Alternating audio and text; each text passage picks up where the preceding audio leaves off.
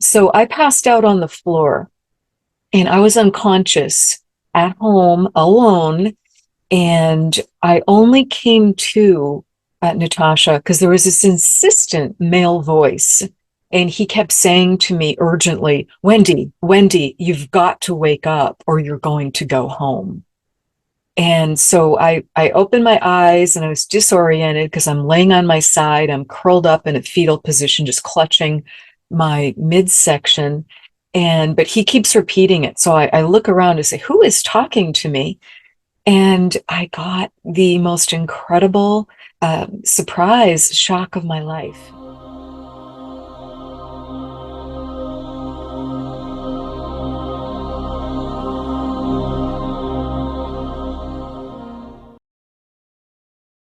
Wendy, thank you so much for joining us. You've had a near-death experience, which I am fascinated to hear about, and you do regression healing, which I find is also very unique. There's not a lot of people that do the healing in that way. You know, they'll do breath work or sound therapy and stuff like that. But before we get into that, would you mind just to share with the audience, what happened and what led you to doing what you're doing right now? Absolutely. So what happened, it was August of 1997, and I was newly pregnant, and my husband and I were just over the moon. We had a toddler, but there'd also been years of infertility, and I'd had two ectopic pregnancies. So just very, very excited to be pregnant. And I was about 10 weeks along, and I'd had just one visit to the OBGYN. Everything looked great. But I had two things that were happening that were catching my attention that just didn't seem right. And one was just this incredible heartburn, which I had not had in the first pregnancy. And I'd actually called the doctor's office a couple of times because it was so intense. And they said, oh, go ahead and take Mylanta. That's safe in pregnancy. So I was, but it wasn't doing a darn thing for me. And the other thing that was happening was I kept having this incredibly vivid dream. And it was the same dream, and it was multiple times a week. And I didn't usually remember any of my dreams. So this one was really catching my attention. I didn't know the concept of prophetic dreams, that you could be dreaming about something that was going to happen in the future. And what would happen in the dream was I would see this a storm out at sea, and I would see a ship with multiple masts on it. And there was all this ripping and tearing going on in this terrible storm at sea. And all the winches would rip off the boat, and all the cleats and all the masts would fall down, and the ship would just break in two, and the ship would go down. So it doesn't take a master dream interpreter to tell you, Wendy, your ship's about to go down. But I didn't understand that. So what happened on the day of the first NDE, because there were actually two, a couple of days apart. What happened on the first day was I was working at home. It was a weekday, and my husband was at work. He had one of our cars, and our nanny was at the park with our toddler. It was a beautiful day out in August, and so she took her to the park. And I just could not get comfortable. I just didn't feel right. So I would try and work, I would try and focus, but then it was so much discomfort in my abdomen, and it just kept building and building to the point where I ran into the bathroom because I thought something's horribly wrong. I'm going to be sick. I don't understand what's happening. I had this sense of impending doom. I have never had that feeling before or since. And when I ran into the bathroom, there was just this searing pain in my abdomen, and it felt like an organ burst. I don't know how else to describe it. And I looked down at my abdomen in surprise because it literally felt like someone had stuck a knife in me. There just was so much pain. So I passed out on the floor, and I was unconscious at home alone. And I only came to Natasha because there was this insistent male voice. And he kept saying to me urgently, Wendy, Wendy, you've got to wake up or you're going to go home. And so I opened my eyes and I was disoriented because I'm laying on my side. I'm curled up in a fetal position, just clutching my midsection. But he keeps repeating it. So I look around to say, who is talking to me? And I got the most incredible surprise, shock of my life, because my entire bathroom was lit up. There was so much white light, and I could see 4 or 5 angels, and they just filled the entire bathroom. They filled my entire world at that moment. And this male angel repeated again, "You've got to call for help now, or you're going to go home." And I knew he meant I was going to die. So my response to him was, "I understand, but I can't walk. I don't know how to get to the phone." And this was 1997, so we didn't have, cell phones like glued to our hands or glued in our back pocket like we do now. I needed to get to a landline. So his response to me was so telling. And there was just layers to what he said. And he said, "You just have to be willing to try."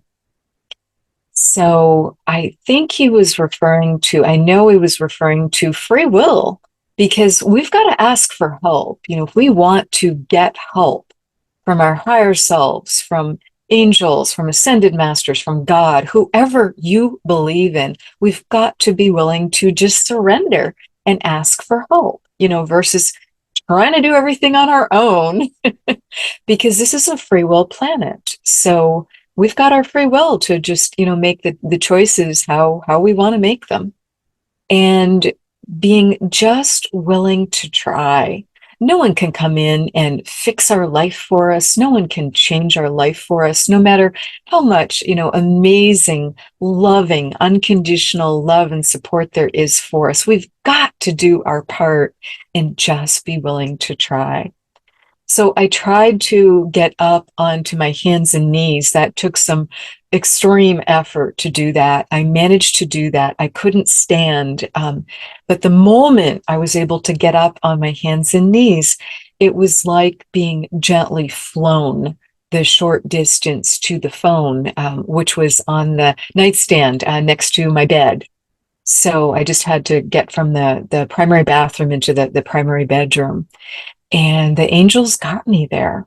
So I'm now on the floor still, trying to reach up and find the phone. And I did think briefly for a minute, who should I call? He didn't say who to call. Never even entered my mind to call 911. If there was ever a time to call 911, this was it. But I chose to call my husband, because I knew he worked just 5 minutes from home. We'd never had that situation before. So I called him, and the miracles continued, because I actually reached him at work the first call, and that had never happened before. And I give him great credit, because all I said to him was, "I need you to drive me to the hospital now. Can you take me to the hospital immediately?" And he said, "On my way."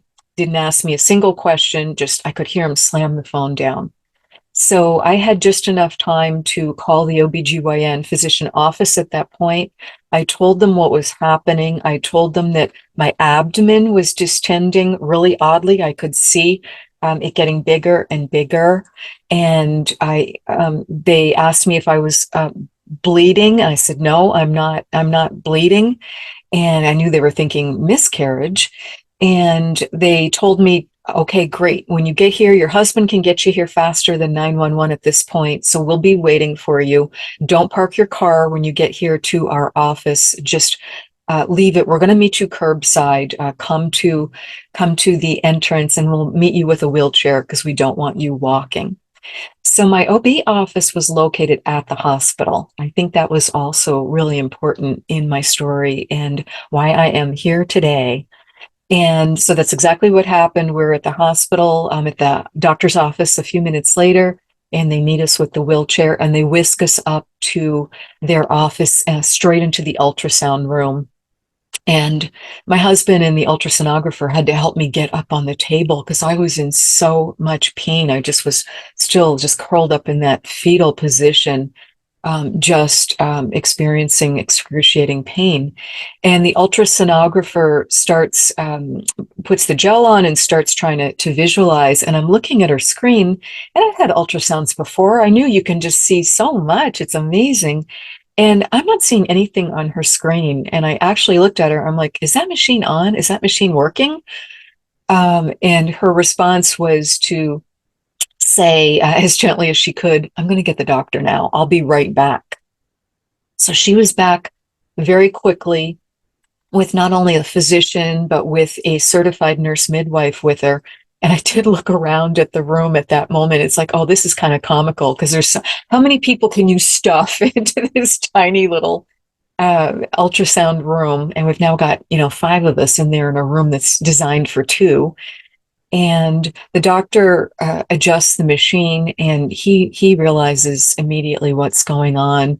And he tells me, Wendy, you've got a major abdominal bleed going on. That's what you're seeing on the screen. All that black and what is stopping us from being able to see your organs, that's blood loss. There's a major blood loss going on. I can't visualize where it's coming from. We need to admit you into the hospital right now.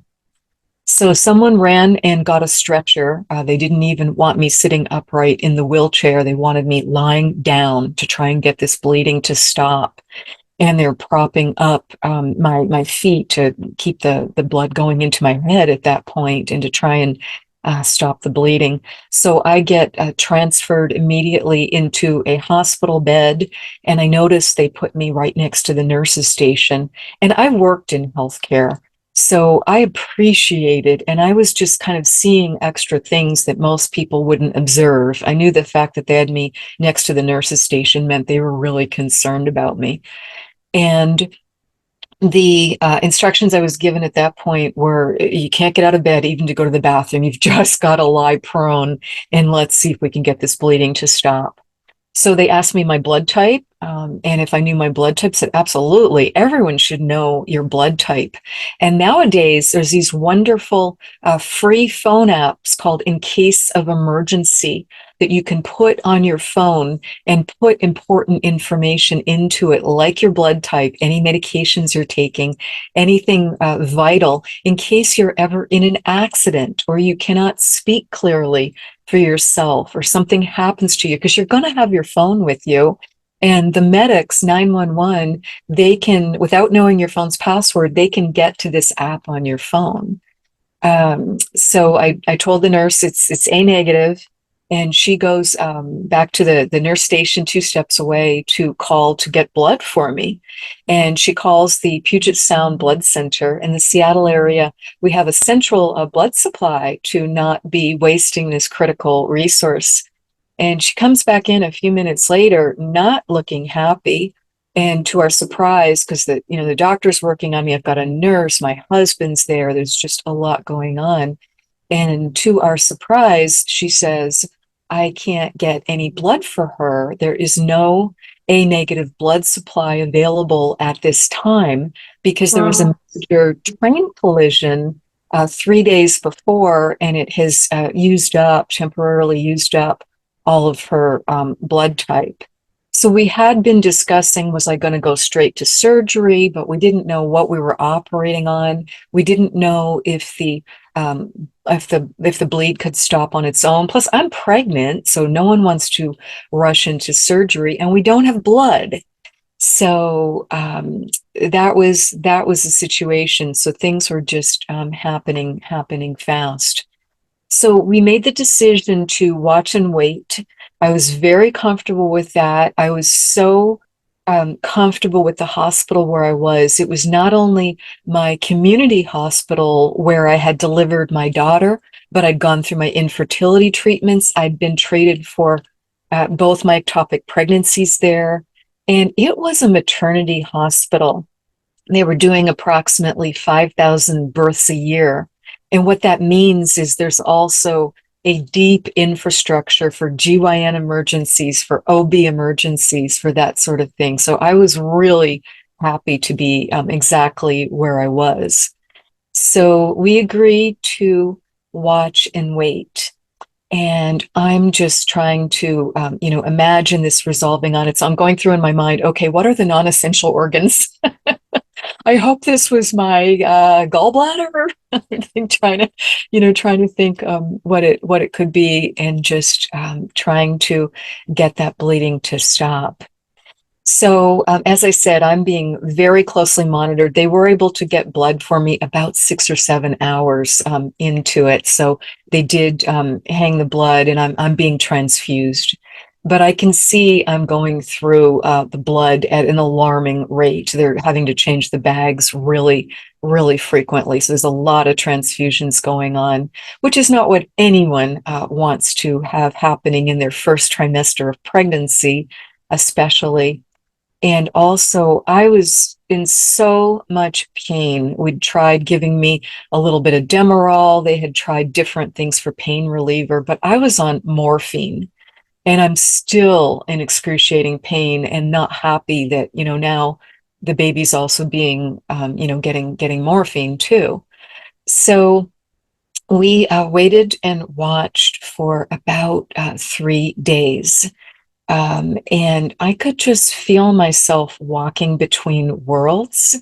It was very, very hard to focus, to pay attention, to be able to answer questions, to be fully conscious when medical personnel would be asking me things and asking me to, to do things to participate in my care, because I just was really not fully there. So on the third day, my hematocrit was the critical measurement that they were looking at.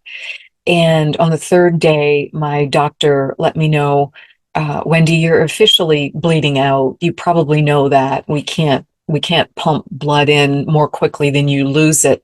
And at that point, I looked like I was about 5 or 6 months pregnant, because my abdomen was just so distended from all this blood loss. It's in the wrong part of my body. It's not going through my circulatory system where it should be, because it's because there's obviously some major tear or organ that's burst.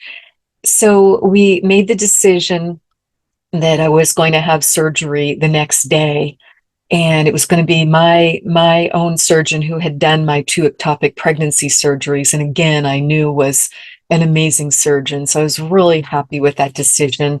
There was a brief discussion of transferring me downtown to a teaching hospital, and I said no. I know I'm in I'm in the best hands right here. And so it was going to be my OB with one of his partners. I was scheduled for the first surgery the next morning, which I also knew meant they were concerned about me, because you do the most serious cases first typically. And we didn't know exactly what we were going to find or what we were operating on. So I had my dinner that night, and I'm alone in the hospital room, and I'm just trying to visualize the best outcome. The minute I have that thought, I pop right out of my body. I leave my body, and I can see this, like the shaft of white light coming down from the ceiling in my hospital room. And I'm like, oh, wow, look at that. I cannot wait to go there. And I'm feeling better. I'm feeling so much better because I'm not so terrified. I'm not in so much pain, and I'm just out of my body. And I do remember looking back briefly over my left shoulder and looking back at myself in the hospital bed and going, oh, wow, look at her. She is a hot mess. She's whiter than the sheets. She just looks like a ghost. And her hair she looks like the wild woman of Borneo. Because I've been in a hospital bed for 3 days. It's not like we've exactly had a mirror to be combing or brushing my hair here. So I just look pretty disheveled. And then I'm like, why am I referring to myself in the third person? And I'm like, oh, I'm me. And I could feel I was my soul self. I could feel I was this like white ball of light. And then I'm looking, I'm like, well, who is she? I'm like, oh, well, of course, that's me. That's Wendy. But that's just an aspect of me. That's certainly not the full me. That's just my temporary body. And I was just so detached from the body. I'm like, she's fine. It's not fine at all. But just that was the soul perspective. And I just wanted to follow the white light. So that's exactly what I did. So I go right out of the up through the ceiling, and I go through not only my room, but I pop out of the top of the hospital, and I can like see like it becomes almost like an astronaut view of like the Earth started to become round as I got further and further away, and it's like, oh, she's so beautiful! What a beautiful planet! We've got to take better care of her. I remember having that thought very briefly. And then I was like, oh, I just got to follow this white light. This is amazing. I feel better and better. I feel more like myself. I've got to get home. And then all of a sudden, it was like I stuttered to a stop. Like if you've ever been driving a car and you've run out of gas and it just like stutters to a stop. And that's what happened. And I'm like, oh, I'm out of energy. And I had the thought, oh my goodness, please don't make me walk through one of those long tunnels to get home. And at this time, again, it's 1997. I'm 36 years old. I'm not spiritually awake. I don't know anything about NDEs because it wasn't so much a part of the popular culture. There weren't all these wonderful podcasts and books and documentaries like there are now. So I knew very little about it, but evidently I knew that often we go home through a tunnel. So the moment I have that thought, please don't make me walk through the tunnel, I won't make it. This pristine escalator drops in right in front of me. And I'm like, oh, thank you, my ride home. So I plop myself over the handrail, the right handrail on the escalator, and start going up and up and up. And because I did that, I got more a sense of what my body form was at that time in pure soul form.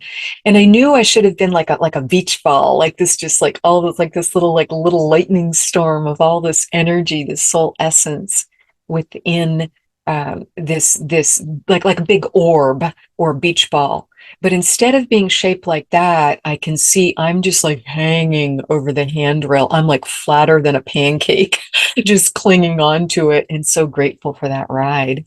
So this beautiful, pristine escalator, no one else on it. I'm just going up and up and up.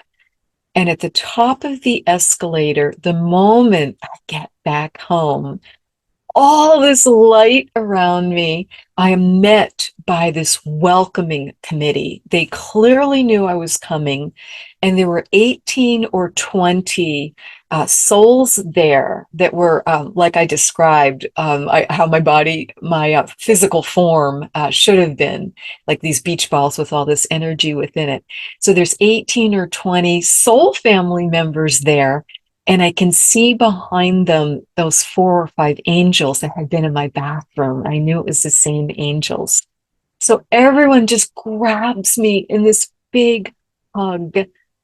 And I could have stayed there forever in that hug because it was unconditional love and it was true healing. And it was just everything about me was accepted and adored.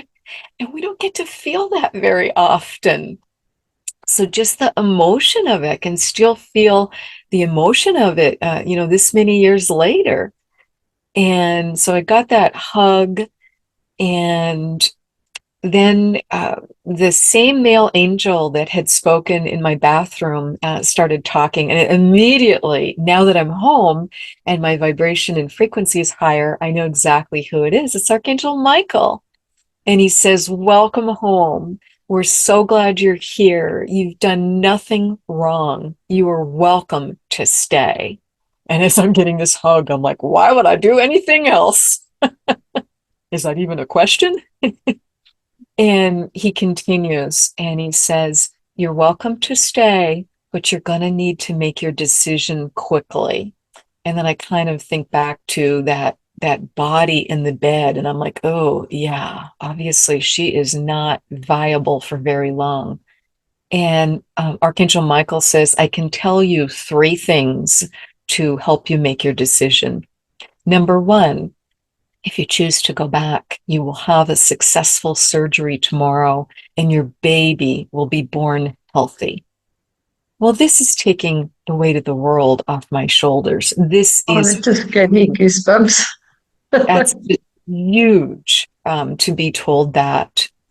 And number two, oh, that was actually number one and two. He told me it'd be a successful surgery and I'd regain my health fully, and that the baby would be born healthy. He said that as two separate statements, and I was just so relieved, so thrilled. And then he continued with number three. And if you choose to go back, your life is going to be very difficult, likely for many years, because you're not on your life path. You're not living your purpose. So I am horrified to hear this. I'm embarrassed. I feel terrible. So no one wants to hear they're not living their purpose. So of course I look at him and I'm just like all ears. I'm like, oh, please tell me.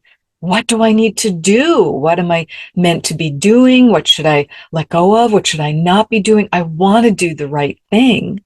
And he just gently shook his head. It's like, oh boy, he's not going to tell me anything else. So I thought for a moment, and I'm like, well, wait a minute. I'm here with my soul family. There's got to be a chatty Cathy in the group, or maybe one of the other angels will tell me. So I'm just looking around at all of them and I'm sorting out who's there. And who is there? There's both sets of my grandparents. I was delighted to see my mom's parents. I knew them very well. They'd played such a major role in my life, and they had passed on. And so I wasn't that surprised to find them at home and to recognize them. But I also immediately recognized, when I got back home and was getting that hug from everyone, I recognized my dad's parents. And I thought that was amazing because I knew exactly who they were, even though everyone looks exactly the same. These artificial divisions we have around race and gender and culture and socioeconomic status, they don't amount to a hill of beans. We're all exactly the same. We're all souls having a human experience. So I recognized my dad's parents, which I thought was so cool because they passed on before I was born. So how amazing to, see them and get to spend time with them and immediately recognize them. I also was greeted. So my four grandparents had been in the front of that circle, as well as one of my best friends in this lifetime. And I thought that was fascinating. That took me a minute to work out because I'm like, wait a minute, she is very much alive.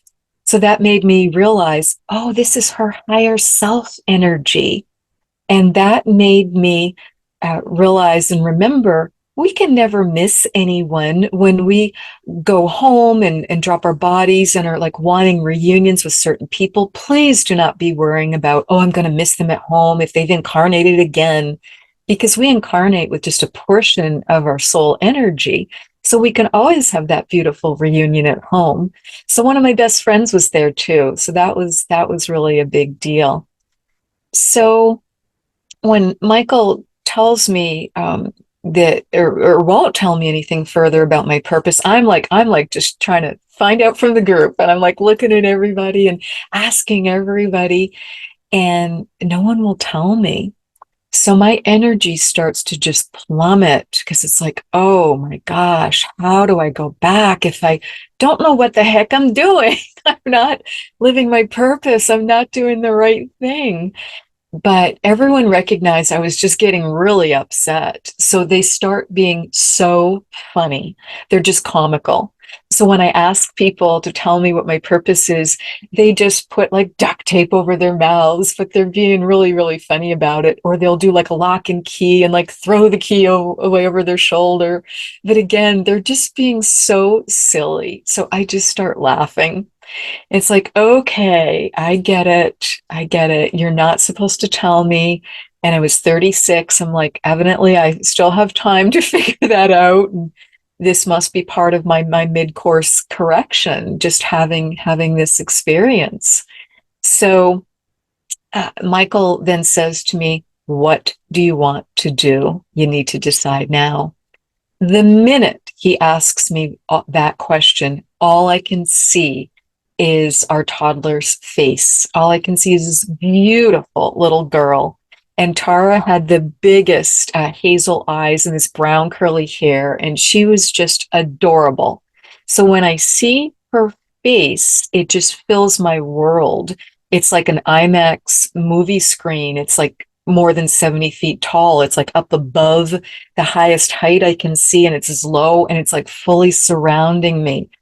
And when he asked me that, I said, I'm going back for my children. Put me back in, coach. I'm ready to play. And I'm going back for my children. So Michael just nods, and everyone gives me one more hug. And that time, when I get the hug, I recognize it's not only unconditional love. They are downloading energy to me. They're giving me energy, giving me energy.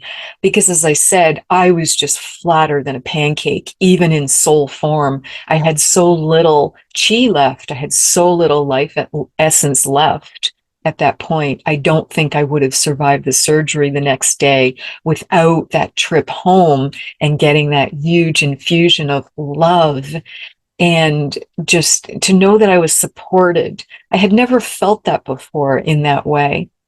So when I tell Michael, put me back in, coach, and everyone gives me this hug, then they end that, and I just go back down on the escalator, and I'm looking over at my shoulder, and I've just got this huge smile, and everyone's like jumping around, and they're like cheerleading me, like, "You can do it. We'll be with you. You're going to figure it out." And I'm like, "Okay."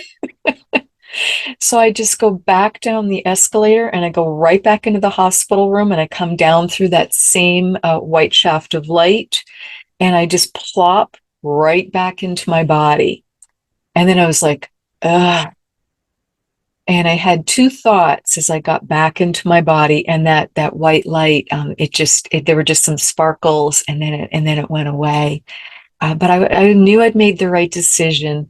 But as I landed back in my body, I'm like, dang, why is she so little? Why did I choose such a little body? I'm 5'2", and it just really irritated me at that moment because I knew how big and amazing and just how much energy we have. And I was like, really? And you choose this scrunchy little body? And the other thing was I was in pain again. I was like, oh boy. It's like, well, I just need to make it through the night. And in the morning, I'm going to have this surgery, and it's going to be a success. And my baby is going to be born healthy. And the rest of it, I'm just going to have to figure out. So that's exactly what happened. I did have a successful surgery the next morning. What they found was they used ultrasound, or used some sort of imaging guidance during the surgery so as not to disturb the fetus. And I'm only 10 weeks pregnant. So of course, the fetus is this big, and evidently was like tucked down into the lower left part of my uterus, is what they told me. And they were operating on the top part of my uterus because the organ that had actually burst was the fundus, and that is the top of the uterus, and it's an aorta, so that I had been pumping out blood. So they estimated I had lost 3/4 of my blood supply based on the amount of transfusing that they had to do. So they stitched that all back up. I had a several-hour surgery, and then recovered in the hospital for a few days, and then went home to 6 weeks of strict bed rest. I couldn't have done anything else if I tried. I was just so weak. And we were very fortunate. We had our marvelous live-in nanny that took care of our daughter, because she was also taking care of me because my husband had to be at work, and we didn't have any other family near us. So I go back to work after 6 weeks. I went part-time for the first 2 weeks, and then back to full-time, back to a job I love. And I just didn't know what to say. because coworkers, of course, knew I'd been out for a significant amount of time. They knew I was pregnant, and everyone's like, Wendy, we're so glad you're back. Are you okay? What happened? I didn't have the words to speak about this experience for about 20 years.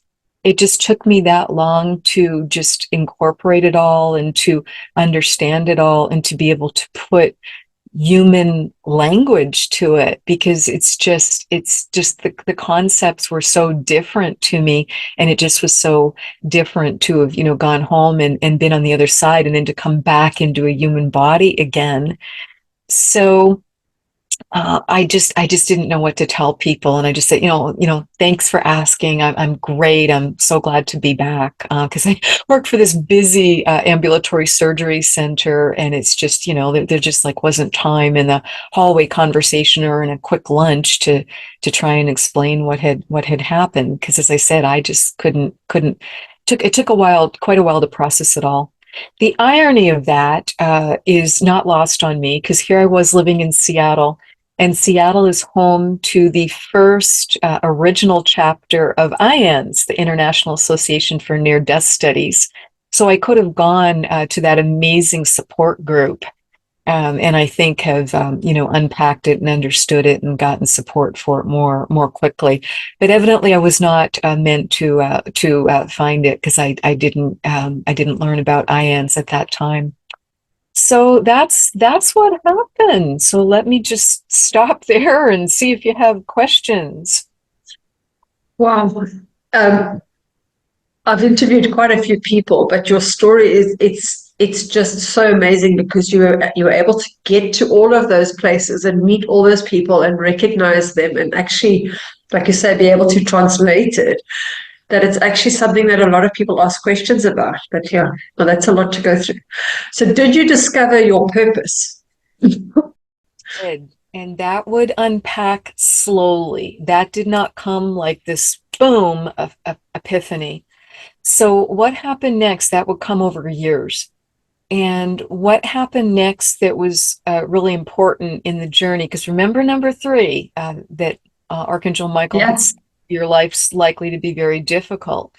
So in November of 1997, I've been back to work for about 6 weeks. Job I love, just great performance evaluations. I've been there about 3 years as the marketing director for the ambulatory surgery center.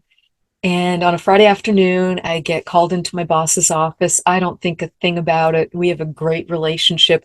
I thought he wanted to just chat about the weekend or give me something that he needed done the next week. And instead, I walked into his office. He looks like he's got the weight of the world on him. And I see human resources also sitting there with my personnel file. So the minute I walk into the office, I know what this is. And it's the dreaded Friday afternoon layoff. So I get laid off from a job that I really love, really count on. And I also carried the health insurance for the entire family. We were all insured through me, because in the United States, health insurance is still pretty much employer based. Yes, there's exceptions to that, but we have many people who do not have health insurance, which just does not make sense. So this is a big deal, because I am visibly pregnant. I'm still recovering, and this is not the headspace you want to be in to start looking for a new job. So I am devastated. So they do it as kindly as they can. There's a severance package. I've got great references, and they tell me, go ahead, file for unemployment. You'll get that quickly, and we'll just anything we can do for you, just let us know. So I go home and tell my family and give myself the weekend to just grieve. And then on Monday, did apply and was approved for unemployment insurance. 1 week later, and so of course we're trying to look at finances. Okay, what can we do? What can we do to cut costs? Where should I be looking for a job? Just going through all this while still not feeling great, and still recovering, and still going through a pretty stressful pregnancy. because imagine knowing that it was your uterus that had ruptured and had been surgically repaired. I knew there was a possibility that it could rupture again. And if it did, that would absolutely be life-threatening for both of us because, would have gone up into my heart and lungs. At that point, it's just, the uterus is just growing and growing. So very, very stressful pregnancy. And also, having known that I'd had anesthesia, I'd had morphine, I'd had transfusions, etc. So I just kept trying to hang on to what the angels had told me, that I was going to be okay and that the baby was going to be born healthy. So 1 week later to the day, as we're, processing through all this, my husband is hours late coming home from work. And I'm really concerned at this point because he's about 3 hours late and he's not answering his cell phone.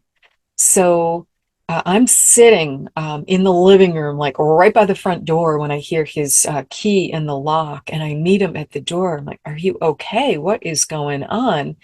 And he walks in again, just weight of the world on his shoulders, and says, "I have something really difficult to tell you. Let's sit down." And what he shared with me, he said, "I just went to Payless Paydays, and my company, we had to lay off almost everyone. And I'm going to be working very long hours because we've got to figure out what to do with our lease. We've got to get all our employees approved for unemployment. We've got to figure out how to sell the company, and I'm going to be doing programming." I've heard nothing he said after Payless Payday. I heard no, it was like, wah, wah, wah. It's like in an episode of Charlie Brown when the adults talk and you're like, so I just looked at it. I said, "I'm so sorry. What's happening? I don't understand." So it was his own company. He owned a successful software company with four other partners, and they employed about 100 people. And this is 1997. This is, back in the day where that means an office. And, they've got this beautiful office in downtown Bellevue. So they've got a lease, they've got all those furnishings and equipment. And I did not know what had been happening and that there'd been, a few concerns, but he just wasn't sharing them with me. And so to learn that their company had gone belly up so quickly, it was devastating. And we had just purchased not long before a new home. We'd purchased a new larger home to welcome our baby. We had just purchased a minivan. We really needed a new car and had gotten the minivan with the two opening doors to, have those two car seats. And so this is devastating information. And I'm trying to be empathetic because it's one thing to be laid off from a job that you really love and enjoy and need. It's another to have it be your own company that has now just gone out of business. So he again tells me, more slowly using different words, what he just told me to get it to sink into my head. And I'm again trying to be empathetic. I'm so sorry. I know you've worked so hard and this has been your baby for years. And this is a big deal. So just take the weekend. And then on Monday, you can apply for unemployment insurance. And he just looks at me, and that's the next shock. He's like, "Wendy, I'm not going to qualify. I can't apply for unemployment. I'm self-employed. There is no unemployment insurance for me." I didn't know that. I had never been self-employed. So we're literally now down to just my unemployment insurance. So incredibly stressful.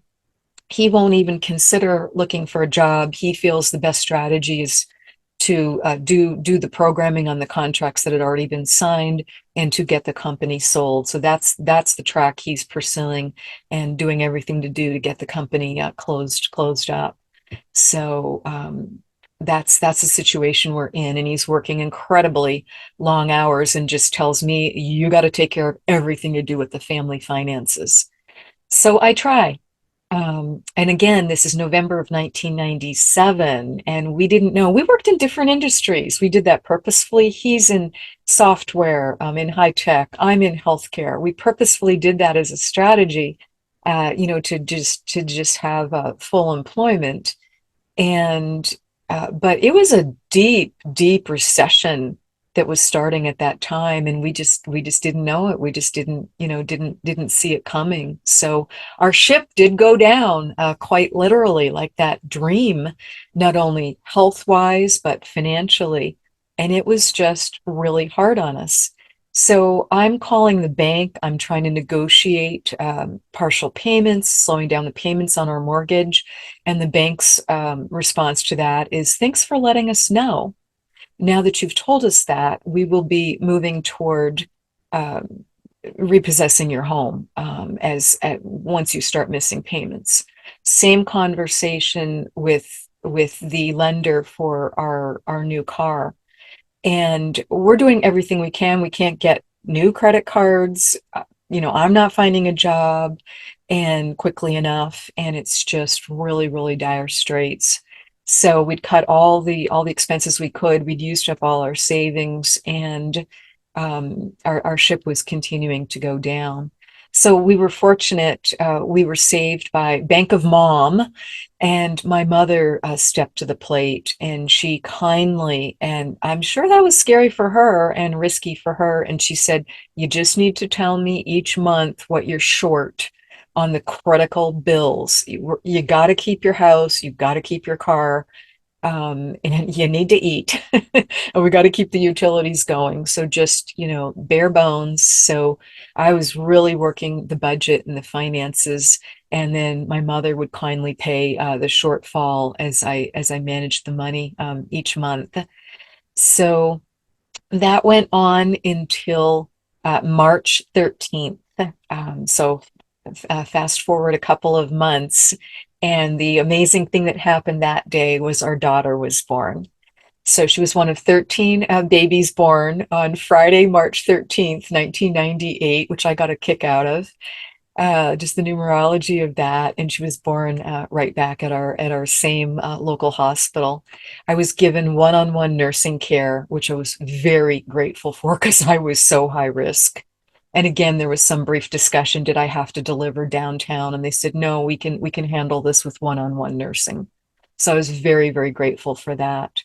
And so our youngest daughter is born, and along the way, in between November and March, I was at the pediatrician's office one day because we still had no health insurance.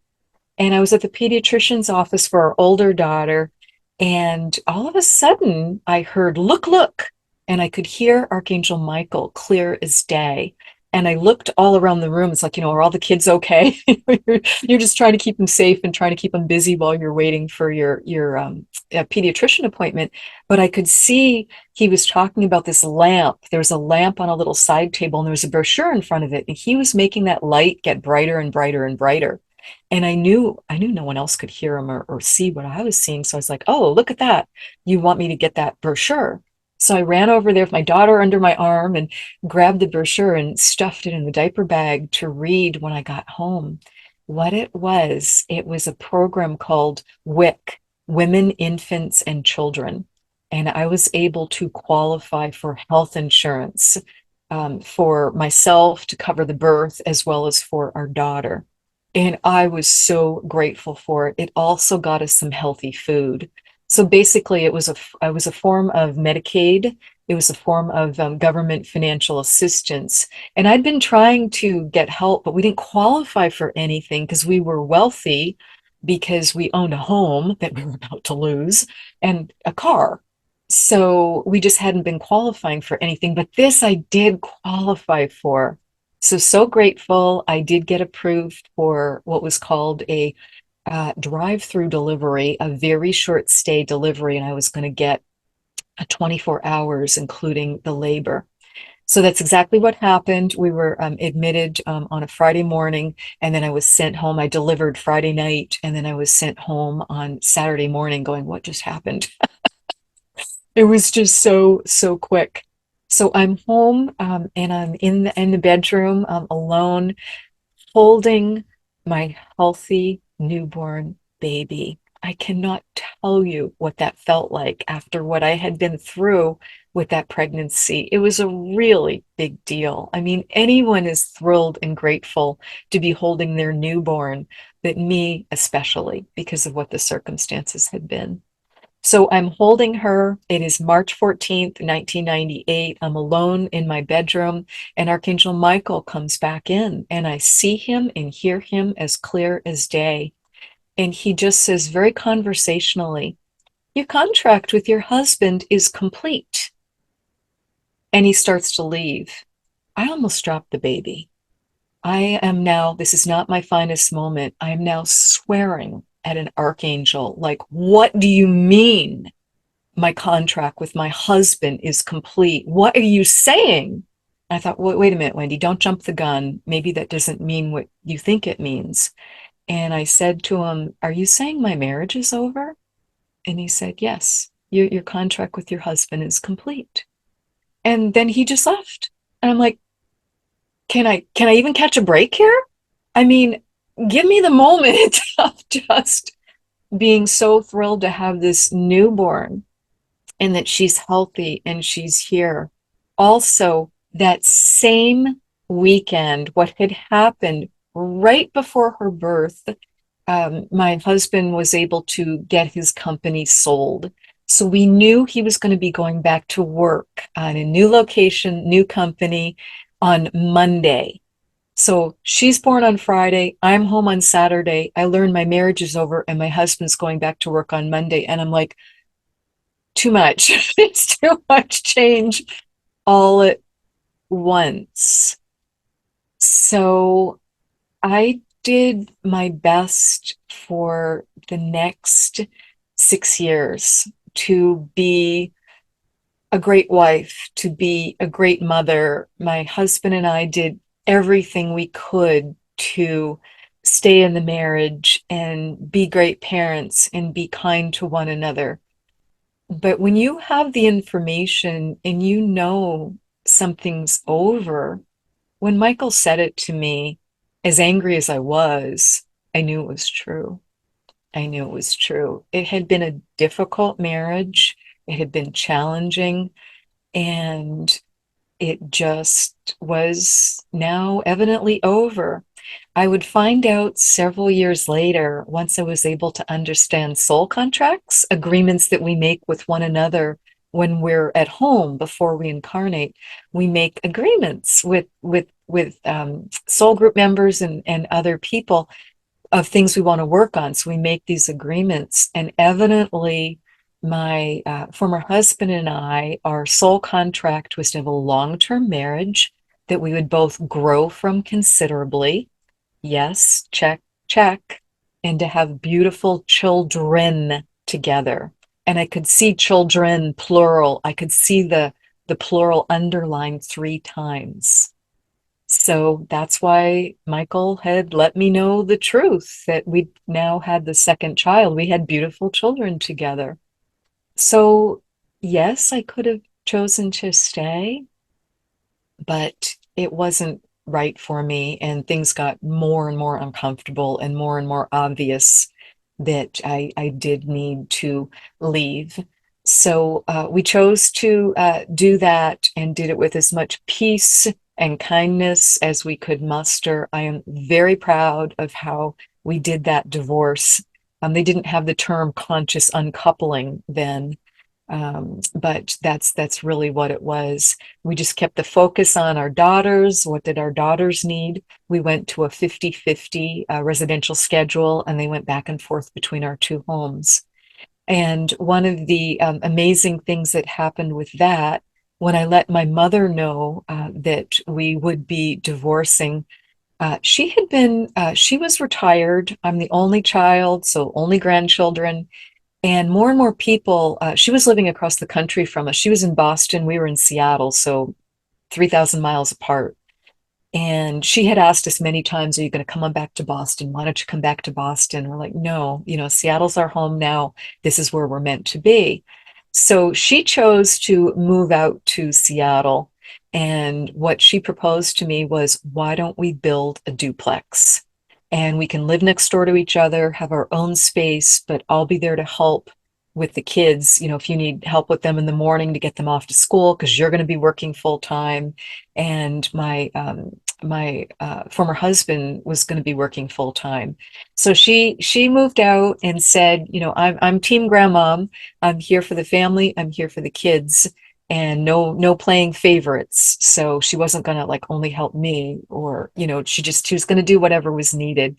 We so appreciated that because our daughters no longer needed to go to before and after school care. They were able to do sports. They were able to do Girl Scouts because she just helped with all that driving, and, you know, helped get them to those wonderful activities. So it was just a really big deal that she came on out, and helped us raise the children. So fast forward now, so that was when the girls were 6 and 8. Fast forward to, so I really focused on getting the new home built, rebuilding my career, raising my children. I had no interest for about 6 years in dating or meeting someone new, just was not on my radar. And then suddenly, when they were 12 and 14, everything was just going beautifully. We were finally in our new house. There'd been a lot of delays to getting it built, but we were finally in the new house. The kids were doing great. I was doing great. And it's like, oh my goodness, it's time to meet a great guy. How the heck do you do that? I had no idea. I had not been on a date in 25 years. So I asked my younger girlfriends who were actively dating and said, how did you meet your boyfriend? How did you meet your fiance? How did you meet your second husband? And they all told me, oh, Wendy, that's easy. You just go on Match.com. And I'm like, Match. What? I had no idea what online dating was. So girlfriends helped me put together a profile. And to my shock and surprise, that would lead to my spiritual awakening because their near-death experience and being able to hear Archangel Michael, it only took me so far. But once I got onto Match, the minute I changed the amount of miles that you're willing to live someone, change the radius and put in 10 miles, this new profile came up. And I could not look away from the screen. I'm like, I know him. I know him. I know him. Where do I know him from? So I'm reading through the profile. It was a very unusual profile, really well written, very creative, very specific. It was not trite in any way, but it's like I knew 3 sentences before I read it. I knew what it was going to say. Like, what is going on here? And the last sentence he wrote in it was, any woman on a spiritual journey, particularly one interested in an LBL, we have to meet. So I then immediately Google LBL. I'm like, what the heck's an LBL? I want to make sure it wasn't some weird drug reference or something else I didn't want to get involved with. And what I found was Dr. Michael Newton, Journey of Souls, Life Between Lives, Past Life Regression. And I'm like, what is this? This is fascinating. I know this is right. I know this is the deepest truth. I know this is crucial for me. So I jumped on the library website. It was back in the day before Kindle instant gratification. This would have been 2010 by this time. And I ordered Journey of Souls from the library. So I'm waiting for that to arrive because I can't wait to read it. And I write to this Match. And I told him, what you've said is just fascinating. Are you referring to Michael Newton, Life Between Lives? And he wrote back right away and said, yes. You know, what do you know about it? I said, very little. I'm waiting to get the book, but I just wanted to make sure I had the reference right. So he and I then were messaging, we're on the telephone, we're trying to sync up our schedules to meet because we so want to meet. And we're playing that game of how do I know you? I mean, we're going through everywhere we've ever lived or vacationed and every group we've ever belonged to because we thought it was like some sort of like near miss meeting. Like, we'd been at like the same wedding together, or we'd been in the same professional organization or something. We can't figure it out. So, but we know each other. And it takes us 3 weeks to get our schedules synced to meet for lunch on a weekday near my office. And that was perfect because I think that happened. I think it took that long because it gave me time to read the book, gave me time to get Journey of Souls and read it. And as I said, I just knew it was the deepest truth, as Dr. Michael Newton was talking about going home and going to the light and meeting with your soul. I'm like, these are so many of the things that happen in my near-death experience. And this has evidently happened for thousands of people all over the world. And he just described it so beautifully with that huge longitudinal study he had done across his entire career of 7,000 patients that he'd seen and done past life regression for and done life between lives sessions for, where you take them home safely through a deep meditative state and through a state of therapeutic hypnotherapy. So it was very similar to near-death experience, but without the trauma. It actually was the opposite. It was very much, lots of healing going on. So my match and I meet for lunch. I get there first. I'm sitting in the little foyer on the bench, just looking toward the door. In the minute he walked in, it felt like the earth moved. And I could hear a voice clearly saying, your life will never be the same again. And Wow. he walked over to me. I couldn't stand up. I was gobsmacked, and I'm just looking. And he saw I couldn't stand up, and he dropped down on one knee in front of me, and he's looking right in my face, like right in my eyes. And he says, I know you. I know you. I was like, I know you too. We've got to figure this out. So he helped me up, by my elbow, and I was like, oh, Wendy, shake it off. Go have lunch, and you'll figure this out. We were there for 3 hours. We could not stop talking. It was this feeling of we've got to catch up. We've got to catch up. I'm like, catch up? We just met 30 seconds ago. That is the hallmark of someone that you have known before in other lives. And that's what we realized. We had never met in this lifetime, but we both said, we know each other from past lives. There's a deep connection here. So it just was the most amazing, incredible lunch. And like I said, we were just there for forever and would have stayed, but we're like, oh my God, we've got to get back to work. So the relationship just took off from there. It was so unique. It was so special. It was so magical. It was so intense. We dated exclusively for a little over a year, but it became crazy making. It became toxic. It was too intense. We were finding a lot of our past lives and doing our best to heal them and release them. But there were some weird trust issues that came up. And he had said to me, I know you're incredibly trustworthy, but there's just something I can't let go of. I can't trust you. And I know it's old energy, and I'm doing my best. And there were issues on both sides. And he had some habits and some beliefs and behaviors that did not work for me. And so at the 13-month point, he ended the relationship, and he did so via email, which made me so angry. As like the top of my head about blew off. I felt like that scene, if you ever saw the Disney cartoon where it was Hercules and Hades, just the top of his head blows off. It's like, I'm so angry. Really? You're going to end it? I understand that. But really, via email, I was just really incensed. So I cooled off for a couple of days, and then called him on the phone and said, that's your email. Yeah, I agree. We can't be dating anymore. We've got an irreconcilable difference. And I just was heartbroken because so many things had been happening spiritually and in my life. And I was in love. I was absolutely 1,000,000% in love. So it was really, really hard. But that's what led to the spiritual awakening. Over time, we would find he had the soul contract to wake me up spiritually. So, and he did so right from the get-go with that very unusual match dating profile. Who puts in their dating profile?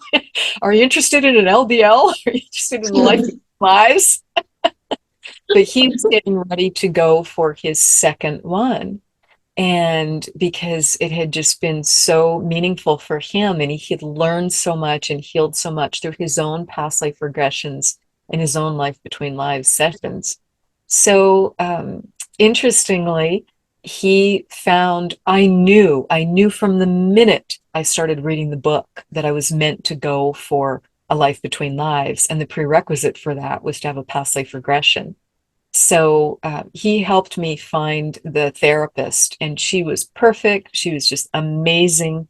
And he actually drove me to my first session because this was back in the day when you had to go in person, and you needed someone to drive you because you're going to be in an altered state. You want to be able to really relax. And driving in downtown Seattle that I'm not familiar with is not the way to relax. So he took me to my first past life regression, and it was incredible. In a mere 2 hours, I was able to not only clean up scenes earlier in this lifetime that had still been troubling me and did some amazing inner child healing, but I saw not one, but two past lives, and so many things started to get straightened out, and I released a lifetime of anxiety. I mean, I was 50 years old and I had had anxiety my whole life. And, not to the point where it needed medication, but to the point where it was a buzzkill. I was living life small because I would worry about things too much in my brain, not enough in my heart, and just not, fully embracing life. So to have that be resolved. So I looked at the therapist. It was a wonderful Michael Newton therapist. And I looked at her at the end of that 2 hour session as we were debriefing. I said, "Get your calendar out. I'm ready to book my life between lives." And she's like, "What?" She says, "Wendy, that's a pretty advanced technique. This is your very first one. I mean, yes, you did great, but you need to have more past life regressions. You need to learn how to meditate. You need to have a spiritual practice to have a successful LBL." I said, "I know. I'm going to figure those things out. We're going to book it for a year from now." And she's going through a paper calendar because again, it's long enough ago as a paper. She's, "I don't think my book goes that far." I was like, "Well, write it in." So we chose a date a year in the future for my life between lives. And I had that session, and my then former boyfriend took me to that too. And when I transcribed the recording from it, because I really think you should get a recording from your sessions, because you're not going to necessarily remember all of it. And you want to just be able to relax. And then you receive more healing as you listen to the recording. I mean, you hear your higher self come in, you hear what your guides are saying, you feel those amazing vibration and frequency shifts and your energy going up. You feel yourself get more grounded. There's just so many things that can happen. So I transcribed the Life Between Lives recording, and those are long sessions. Those are 4 hours. And I got 65 pages of information that I had not known before. So clearly, this modality was incredible for me. I was so grateful to have found it. And then, so 1 year, the past life regression, the next year, the life between lives, both with Newton therapists. And then the next year, I met a quantum healing hypnotherapy practitioner, and she actually came from out of state. And she offered to do a Dolores Cannon session for me, the QHHT. And I was like, absolutely, I'd love to try a different type because I'd heard that those had more physical healing. And I needed a lot of physical healing. So I decided to try a different type. And that session was incredible. We actually ended up doing 3 sessions a year apart. We did one that year, and then we did two. We did two the next summer. And at that point, that second hypnotherapist said to me, you really need to listen to your tape, because did you know you're not only easily speaking as your higher self, as your guides, you're also telling me what to do. You're directing the session as the therapist in a really unusual way. And I think you've done this many times before. And I listened to it, I thought, oh my gosh, she's exactly right. So it's like all these spiritual gifts were opening and abilities were coming in, and I knew at that time I was meant to train. So I was connected through her to a wonderful gentleman over in the UK who had trained also with Dolores Cannon, and he'd created his own type of modality called regression healing. And so I trained with him and just took to it like a duck to water and just launched from there. I also trained as a Reiki master energy healer because I was having so many spiritual experiences and I just needed to make sense of them. And I also did formal training to become a certified spiritual teacher and did a 13-month training to do that. And I trained for several years to become a channel because I knew I was meant to become a channel and I knew who I was meant to channel, but it felt too big for me. I didn't want to get it wrong. When I learned I was to be a channel for Yeshua ben Joseph, for Jesus, and for Mary Magdalene and for Mother Mary, it's like, oh my gosh, can you please give me the obscure river guide? Instead was my initial response because I didn't have the confidence to do it. It's like, oh my goodness.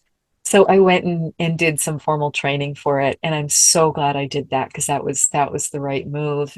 So that's how all these amazing things started happening. I was still working full time. I thought this is all for self-enrichment. I know I'm meant to help others with it, but that'll be later, after my daughters graduate from college was my thought. So I just kind of had everything on the back burner. I was writing, but life was so busy, and time was just limited. So in the beginning I was seeing maybe two clients a month on the weekend because that's all I had time for when my daughters would be at their dad's house. I would see the occasional client and do a past life regression for them and do healing work for them. So what happened then was it was 2017 and I knew my employer was having some financial issues. I knew things were getting pretty concerning. And I knew they had announced that there would be layoffs coming because they couldn't balance the budget. And our fiscal year was July 1st. So layoffs were going to be announced all throughout that spring. And I started having dreams that my job was likely going to be ending. And this is a big deal because I'd been there for 10 years. Again, loved the job, really needed the job. It was very important because both my daughters were in college. So I'd never had, bigger financial needs than that. And their dad was not participating. So it's me, working to get two daughters through college. So I get gifted with a layoff because it just was time. So I'm laid off on June 30th, 2017, and I had every reason. The economy was good. The economy was strong. I had great references. I had a wonderful, huge network. I had lived in Seattle for years and I'd worked for some major employers. So I just knew a lot of people. So I'm networking, I'm applying for jobs. It's just nothing. I'm like, this seems very odd. So I'm praying, I'm meditating. And my guides were clear as could be. They said, you're meant to start your own business. It scares the bejesus out of you. It's a very, very scary time of life to do it with two daughters in college and, the mortgage and the house and, everything else and living in an expensive area. But I knew it was the right thing to do. So I started my business. I figured out how to create a website and do the other things I needed to do. And the business just took off. So, and I never found the traditional employment because I had hoped, maybe I could straddle and have, part-time to have some stability to the income and to, have health insurance also. Because again, that's just a gap in our system in the US for those who are self-employed or who are not working. So that's what happened. And a lot of the spiritual awakening came through meeting my former boyfriend via Match, and a lot of it came through our second soul contract together. The first was wake me up spiritually, great. The second was to break my heart repeatedly until I stood in my power fully without abusing it. That is a brilliant contract, but obviously very painful. And no one should have their heart broken repeatedly. You need to change your boundaries. You need to find a way to move out of that relationship or change that relationship because no one should have that happening. Because I had karma. I had karma as a heartbreaker. So I needed to experience having my heart broken at the deepest level. And I had karma for having abused my power. So the way I was dealing with that in this lifetime was I was not stepping to the plate. As I said, I was like, oh, no, no, not going to channel. That's too big for me. Three ascended masters. Oh my gosh. I mean, now I see that as the privilege of a lifetime, but it took me years to get there. And same with the books. I couldn't figure out. I'm literally publishing my third book on Monday, so a couple days from now, and I couldn't be happier about it. But that was a journey to get there too, because I just was so afraid to be doing the public speaking. I had a crippling fear of public speaking where I could not see the audience.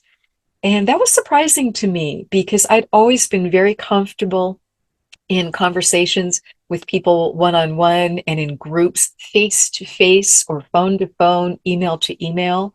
But podcast, radio, television petrified me because I didn't feel I could gauge or understand the audience. I didn't know how to just surrender to it and to know that the divine just brings the right audience there that you're meant to help. And you just need to let it go. There's nothing further you need to do. You just need to speak from your heart and share what the divine asks you to share and just let it be. That's all you need to do. But I didn't know that. And I was so petrified of it that I knew the path to freedom was a couple of things. It was to forgive, to learn how to fully, fully forgive yourself and others. That's an important part of finding peace in your life and peace in your heart. And I also knew to do the thing that was the scariest to me and to survive it would be, would I'd no longer have that fear. So as I was laid off, I was right at the point of being given this amazing opportunity to host my own radio program, not just any radio program, but on KKNW, which is the number one alternative talk radio in the Seattle area. And I was being given the time slot on the Dr. Pat show, which was the number one show on that network. And I was like, oh, Wow. oh, to step to that plate in that big way. So she was amazing for me. She was an amazing mentor. Her staff were incredible. They coached me, they helped me, and I signed the contract with them to buy that radio time. And picture doing that when you know you're going to get laid off. You don't know how you're going to pay your bills. You've got two daughters in college. So what I said to my guides was, if you want me to do this, I need $5,000 to basically fall out of the sky. I need it to just show up for you to show me, because I'm not going to put this on a credit card. I'm not going to take this out of my savings. I need to be smart with my finances, with what's happening in my life right now. So I need money to fall out of the sky. So guess what happened? About 3 or 4 days later, I had automatic payroll deposit. So, I didn't normally look at it. It's just, it's there every 2 weeks and great. And, you get your stub, comes in the mail later and you put it in the file for tax time. But all of a sudden I looked in my bank account. I'm like, what the heck? Oh my gosh, look at all this money in my checking account. Where did all this money come from? It's like money fell out of the sky. And I looked and I traced it back. I was like, wait a minute, look at that last paycheck from work. It is huge. What is going on? So I called payroll. I said, did you guys make a mistake? Because I've got this huge check. What is going on? And I thought, I was like, oh God, I can't spend any of this. I think they made a mistake and they're going to have to, we're going to have to take this back out. And they're like, well, you need to call your boss because you got a bonus. So call your boss. I'm surprised you didn't hear from your boss.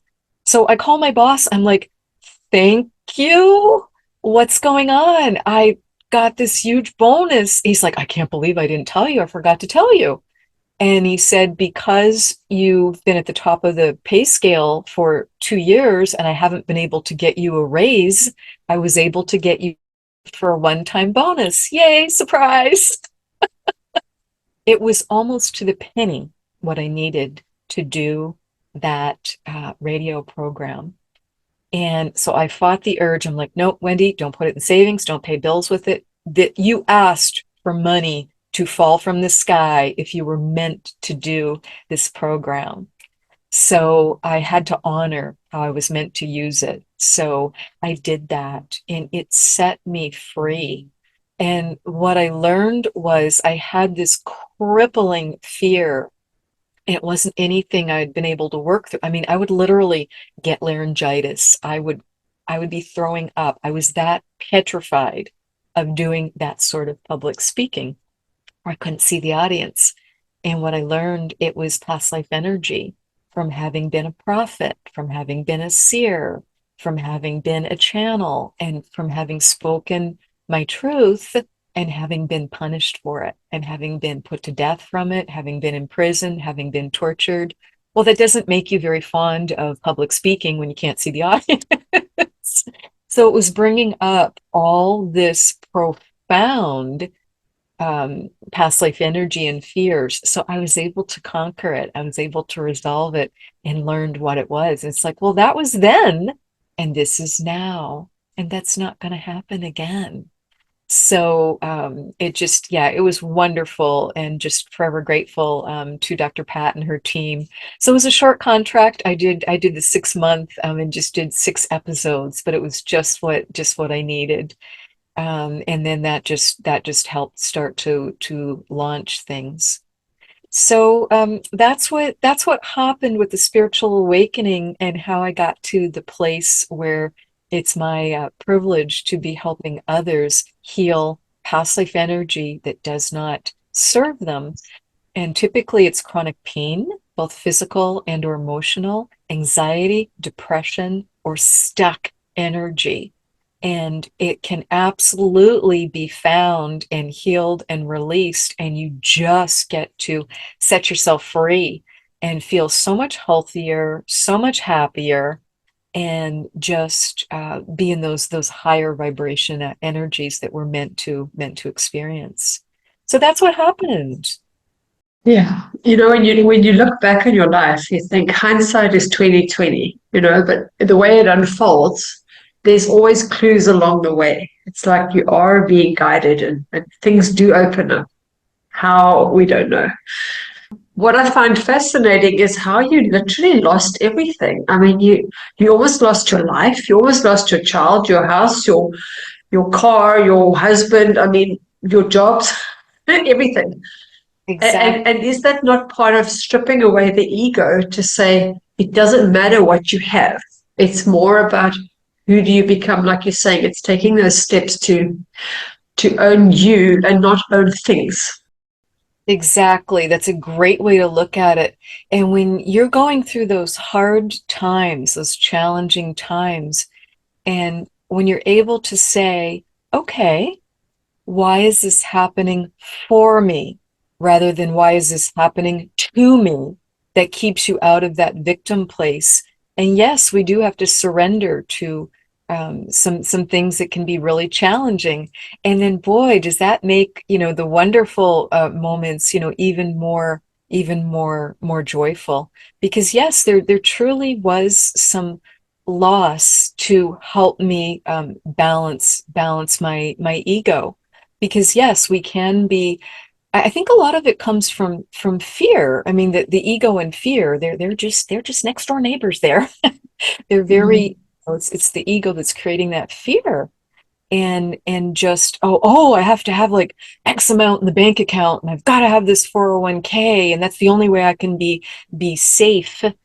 And if that's your belief system, you're very likely, as you go through your spiritual awakening and journey, to have that loss and have that stripped away, to just Yeah, realize I've got everything I need and more. And yeah, just, that you just keep, because we're powerful creators and co-creators, and are just meant to be able to do that. So if it aligns with your purpose, we can just keep asking for. I want to rephrase that. I think the day of asking for what we need is actually changing too. I think we're at the point where we're meant to be fully in our power and command our resources. And the whole universe, the whole world, anyone and everyone is going to get behind you living your purpose. So when we command our resources that we need to live our purpose, they're just going to be there for us. But sometimes we need to let go of the expectations of what that might look like. It might not be the traditional house. Maybe it's wonderful shared housing. Maybe it's a tiny house. Maybe we try out a little cottage or cabin, or live van life for a little while, or just have some new experiences that perhaps we hadn't imagined, because they're not traditional. yeah, yeah. Well, I think, what, we get hooked on what we think we want. And because you're focusing on what you think you want, you're missing out on what you actually, they always say you don't get what you want, you get what you need. Yes, you took But the words right out of my mouth. Exactly. it can take different forms. It might not be that, it maybe even that you own the house. It could be somebody else's house, but you get to live in it. Certainly. Absolutely. Yeah. Absolutely. Yes. Yeah. So So just do you think that, yeah, sorry, carry on. just being able to let go of and surrender, and that was hard for me to do. So I had some pretty big lessons in it. Yeah. And along the way, about a year or so after the layoff, and I've still got this fledgling business and more bills than I know what to do with. I had a really interesting experience with my car being totaled. And I was very much with the angels that day, and I could just feel something going on, something shifting. So I'd been very careful driving, and I had pulled into the parking lot at my destination, and I said, "Do you want me to park here?" Because there was just one parking place left in the lot, and they said, "Yes, that's perfect. Park there." And then I was at the event for a couple hours. And then when I went to leave, it was really hard to make the right and pull out onto the street, because there were cars parked on the street that were really large and I couldn't see through them. So I'm like trying to inch out, inch out. And I had said to the angels, "Do I pull out now? Can I pull out now?" And they said yes. And I pulled out, and boom, I was hit so hard. I was spun around almost 360 degrees, and I was pushed back over the sidewalk. And I actually ended up right at the stairs at the entry to where I had just come out. I was petrified because three airbags went off. So the two across the front, the one in the steering wheel, four actually, and the one on the driver's side, I can't see a thing.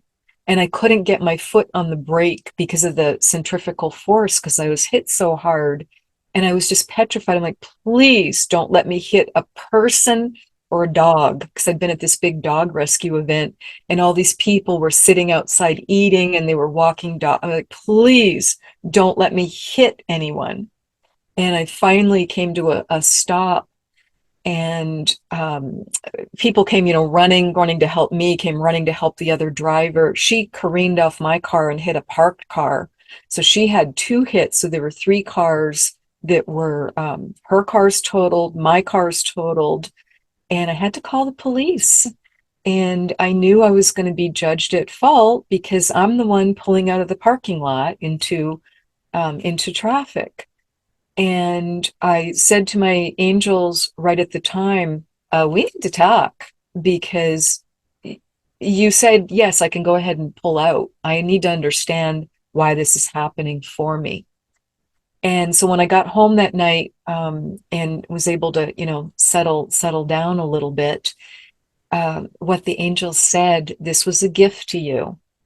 It's a hard one, but this is a gift to you to help you release your fear of authority, because you still have a fear of authority and it is impacting your life in a way that's not useful to you anymore.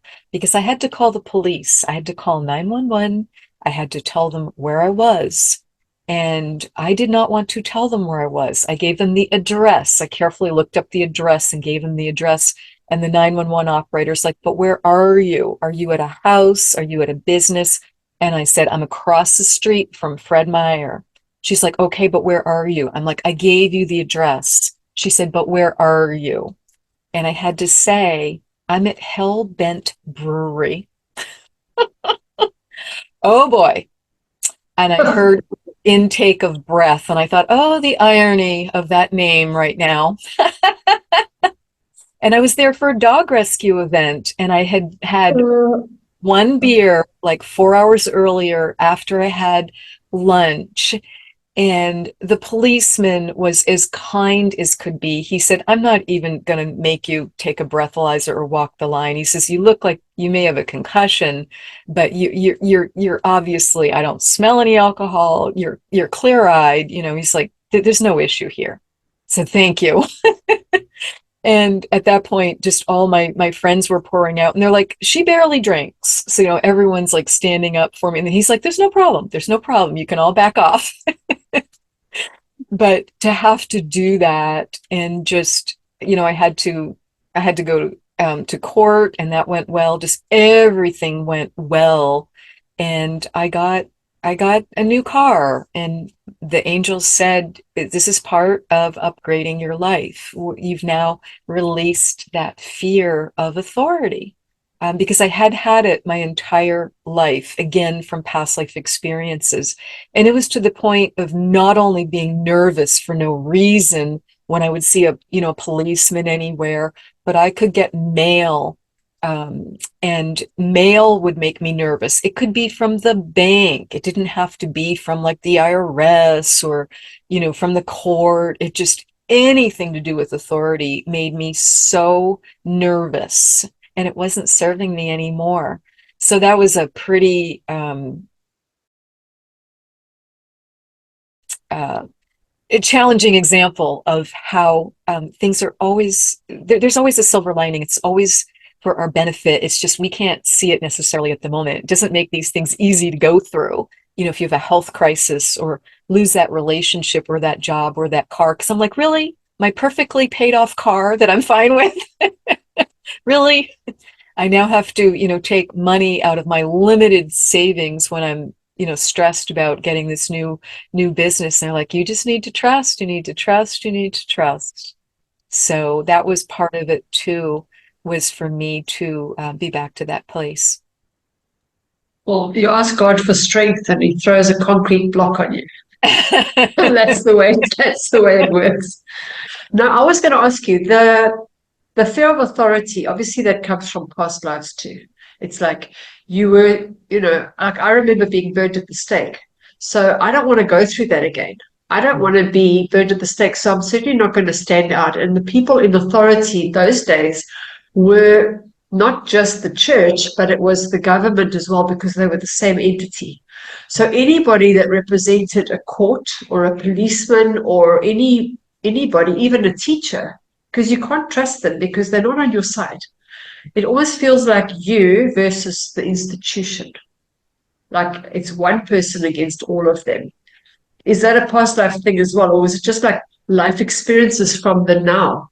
We definitely can have past life energy of that type to release, but also we've got to realize our soul craves experiences to have the opportunity to progress. And we've been on all sides of the coin. We've all been burned at the stake, we've been beheaded, we've been hung, etc. But we've also been the perpetrators of that. We've been the one that's given the order to do that.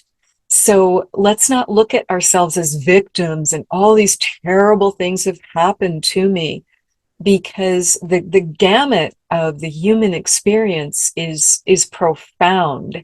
It's really astonishing. And it's just meant to get us back to that place to realize it's all about love. It's all about that unconditional love and doing our best to have our hearts open and operate from that place and to love ourselves.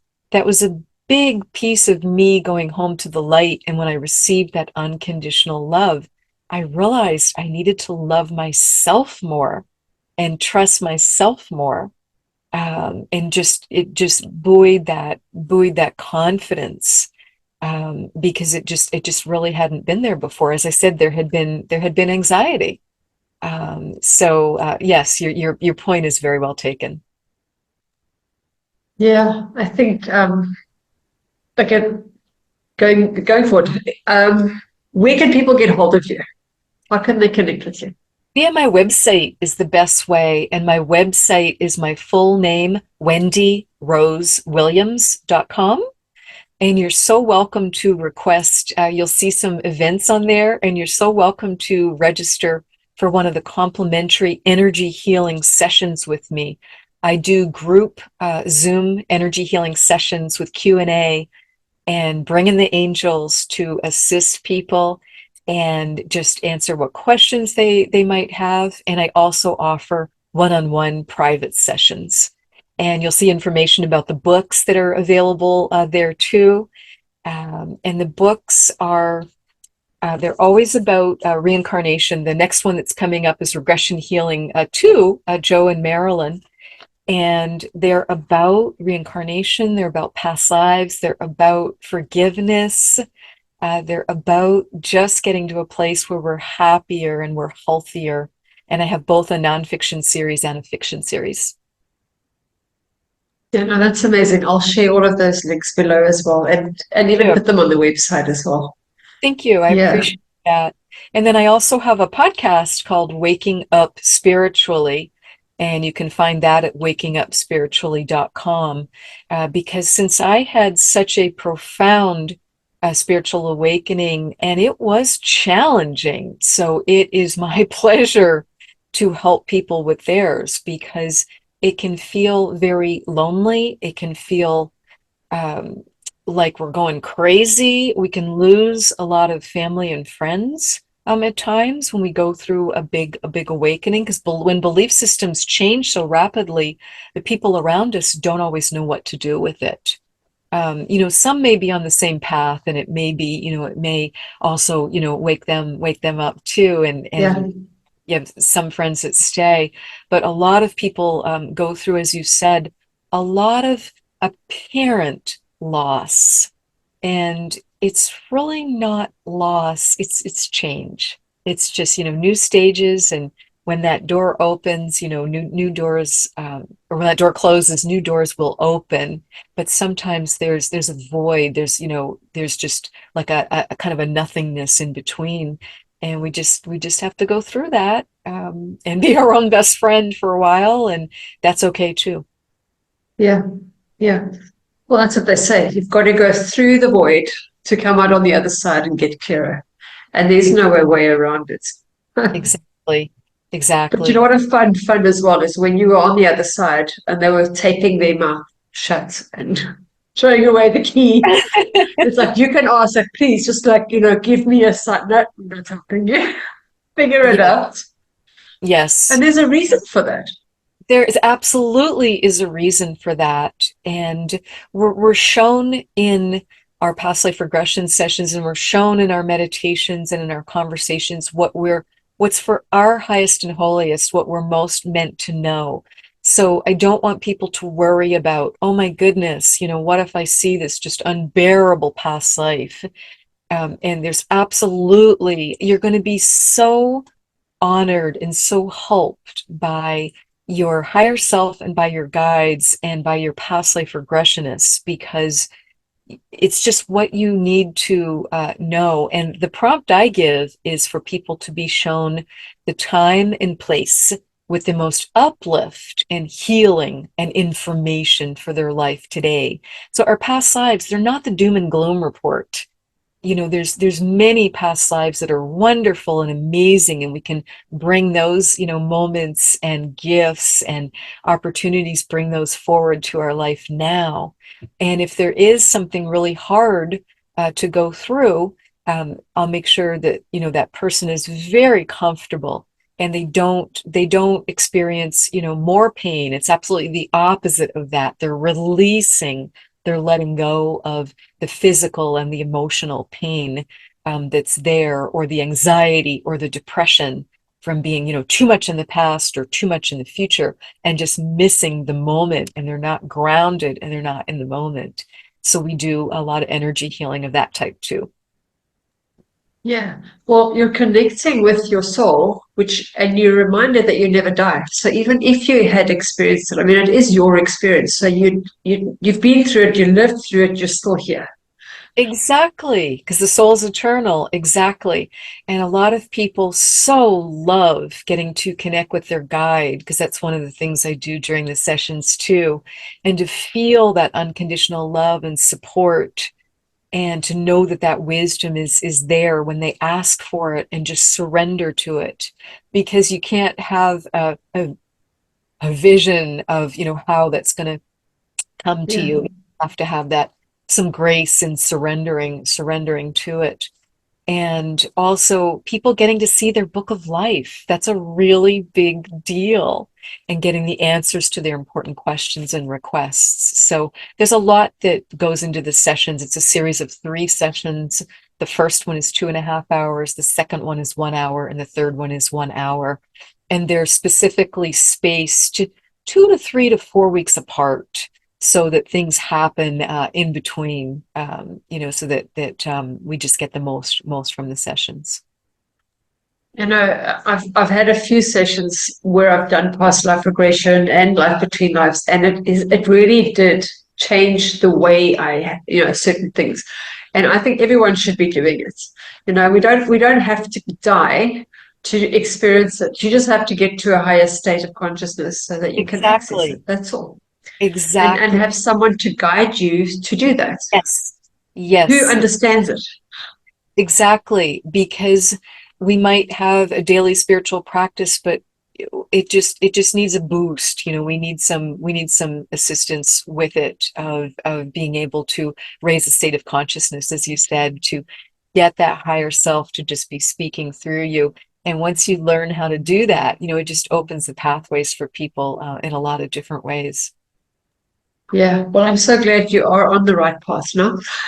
And you Yes. and you clearly are not scared of public speaking anymore, because your story just was fascinating. I mean, I couldn't even say anything. I was just mesmerized listening to you. So, Thank you. Thank you so for then your you've come a long kindness. way. Thank you for having me as one of your spiritual warriors. I really appreciate what you're doing, and just appreciate the audience for what they're doing and who they're being. Yeah. Yeah, no, thank you. So before we go, do you have a message for the audience? Yes, just love yourself first. Be kind to yourself. Be good to yourself. And I think learning how to forgive ourselves is something that's so, so important. And it can be hard to do. A lot of people are more forgiving of others around them than they are of themselves. but just know that there's just beautiful support for you, and you can absolutely get your higher self really in your body, wonderfully grounded to Mother Earth, and can connect with the divine and just get that assistance that you need, which actually is another aspect of you. So we really are all one, but just get to do that beautiful creation together. Yeah, lovely. I love that. Thank you so much. Really Thank you. appreciate you connecting and being able to share your story with me today. And I look forward to your book. Well, thank you. They're available on Amazon and on Audible. Lovely. Thank you so much. All right. Have a lovely day. And I'll, Fantastic. Well, appreciate your time and appreciate what you're doing. Thank you so much. Have a great yeah, day. you too. Bye bye.